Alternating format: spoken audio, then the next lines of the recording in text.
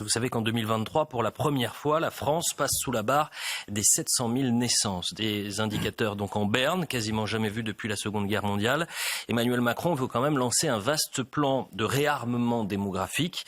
En pointe un tabou, selon lui, la hausse de l'infertilité des ménages. On l'écoute, on en parle juste après. La natalité baisse aussi parce que l'infertilité progresse. Et je parle là d'une forme de tabou du siècle. Mais les mœurs se changent, on fait des enfants de plus en plus tard, l'infertilité masculine comme féminine a beaucoup progressé ces dernières années et fait souffrir beaucoup de couples. Un grand plan de lutte contre ce fléau sera engagé pour permettre justement ce réarmement démographique. Philippe de Villiers, la baisse de la natalité passe par une réflexion sur l'infertilité. Est-ce qu'il n'est pas en train de se tromper de combat, de réflexion? Il fait diversion. Vous savez, vous connaissez le pêcheur, il voit un brochet, il donne du fil au brochet pour donner au brochet l'impression que le brochet est tranquille, il part avec le fil et avec l'hameçon. Et puis à un moment donné, il tire. Voilà. Là, en fait, on est devant une situation tragique. Et donc, pour qu'on évite de lui poser des questions, il nous balade. Il balade le brochet dans les temps. Pourquoi elle est tragique, la situation?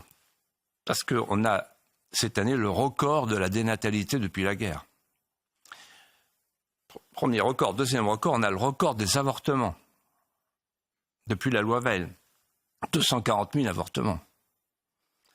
Ça, c'est pas l'infertilité, ça consiste à empêcher les enfants de naître. C'est un problème pour un président de la République, normalement. Troisièmement, on n'a plus de politique familiale depuis Hollande, Macron. Plus de quotient familial, plus de politique familiale. Quatrièmement, ce sont les femmes d'origine immigrée qui font les enfants. Je vous rappelle la phrase de Boumediene, reprise par le président de la Turquie, Erdogan, l'enfantement et le djihad des femmes. Et donc, le chiffre sera encore beaucoup plus bas si on ne comptait que les Françaises de souche. Et puis enfin, au moment où on constate tout ça, qu'est-ce qu'on nous propose? Le raccourcissement de la vie par les deux bouts, avec l'avortement constitutionnel et l'euthanasie. Ça n'est pas sérieux. Et je vais vous dire quelque chose. Dans l'histoire des peuples, à chaque fois que la natalité s'effondre, le peuple a disparu. À Rome, il y avait l'hospitalitas et la felicitas.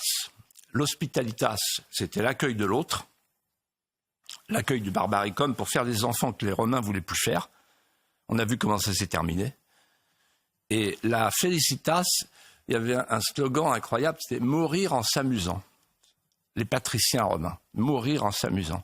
En fait, toutes les sociétés expirantes meurent en s'amusant. Et en fait, Rome n'est pas morte, détruite par les barbares, Rome a séché sur pied.